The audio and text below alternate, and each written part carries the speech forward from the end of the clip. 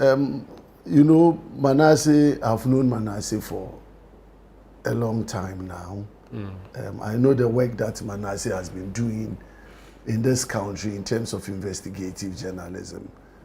And being in GRA, he had actually worked with me on a number of issues that he had concerns about in his investigative work. So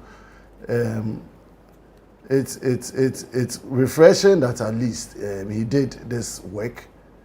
But I've been smiling on studio, and I've been very alarmed and concerned about the whole SML issue and how we have treated it.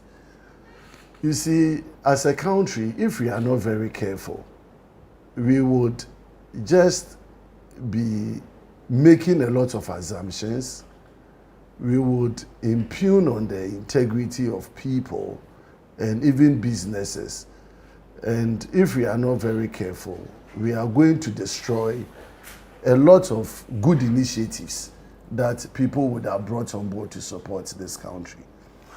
You see, GRA sat as an independent organization. If you take the GRA Act, the GRA is a body corporate established by law, and it has capacity to enter into contract by itself.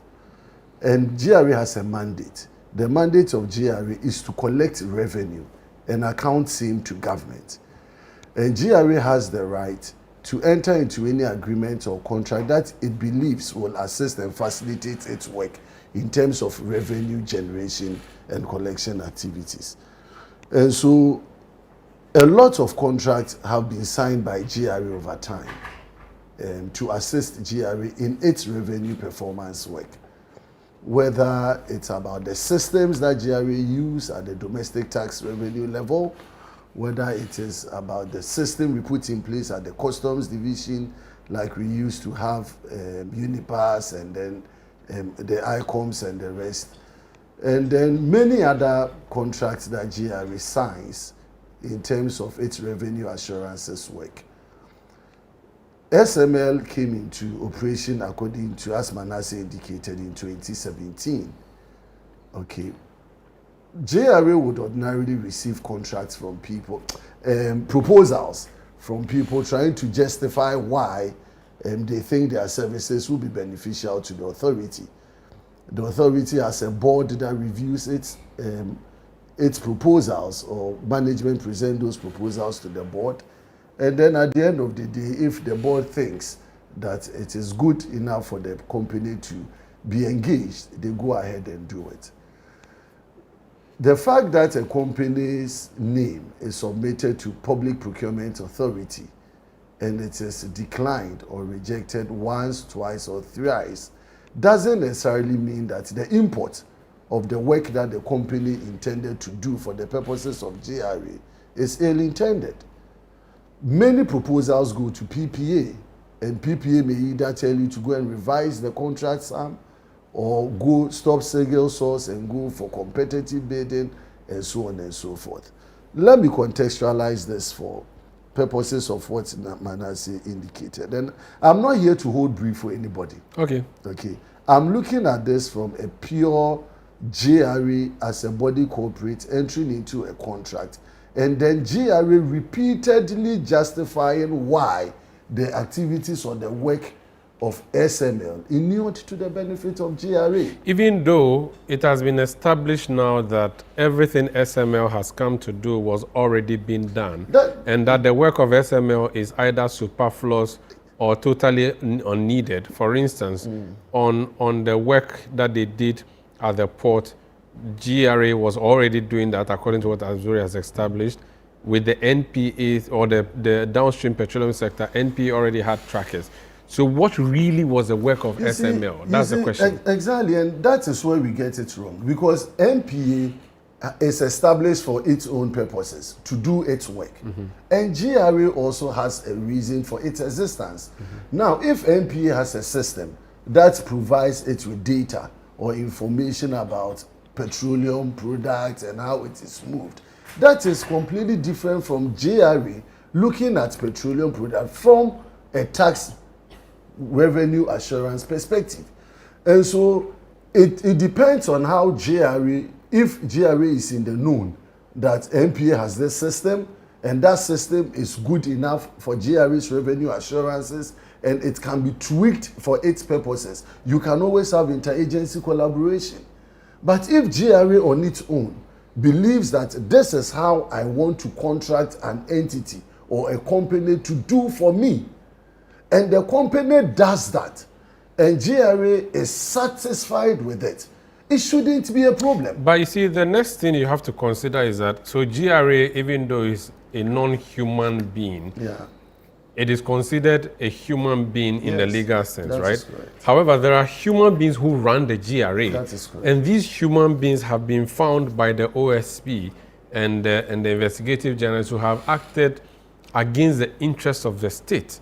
That is why they have been added to the list of people to be prosecuted. So the view is that these people you call GRA were actually real human beings who had an intention to offend the law, and that's why they are being prosecuted. So the GRA as a body corporate may be said to have signed this, but when indeed and in fact it is some people which people are going to be prosecuted. You know, and that is where I want us to tread very cautiously, because the GRA could go into agreement and contract.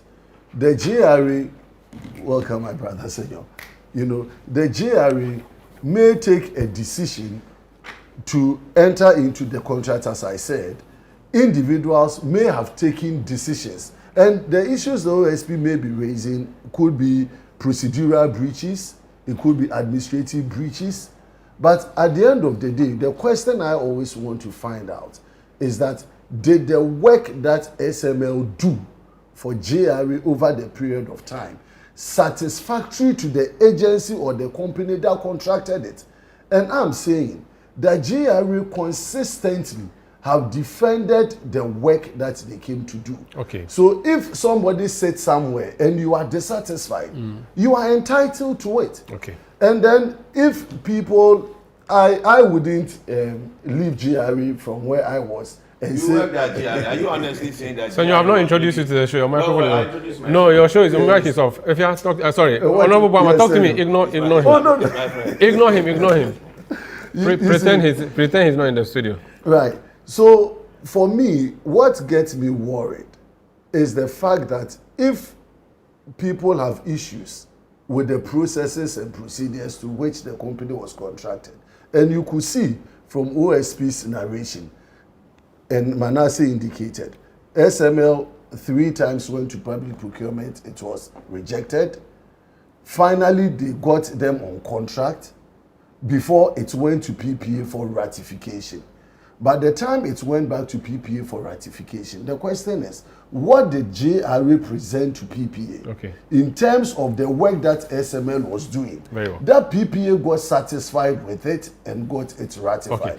So fast forward to the prosecution or intention to prosecute. It is within the remit of the OSP to do that.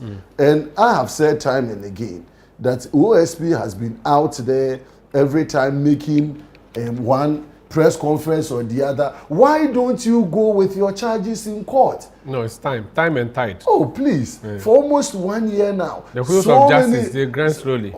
This is not justice. You would come to the public domain, you make all these press releases and press statements. He learned from his teacher. You know, so I'll come back to you. And I also come to Azure. Azure, since you're following us from there, I would come and ask you specifically at any point GRA as a body corporate has come to say to us that the work of SML was not satisfactory, whether the GRA of old or the GRA of new. I'll be happy if you can tell us. Because it appears he says there was a contract between GRA and SML. GRA is satisfied. So if GRA is satisfied, why are we crying? Even the GRA of new, when this new administration of NDC came, and this story had been running right when they haven't come out to say the GRA continued to engage SML in the area of the downstream petroleum. Until yesterday, when the president directed that. Even initially, there was a direction for GRA to terminate the contract.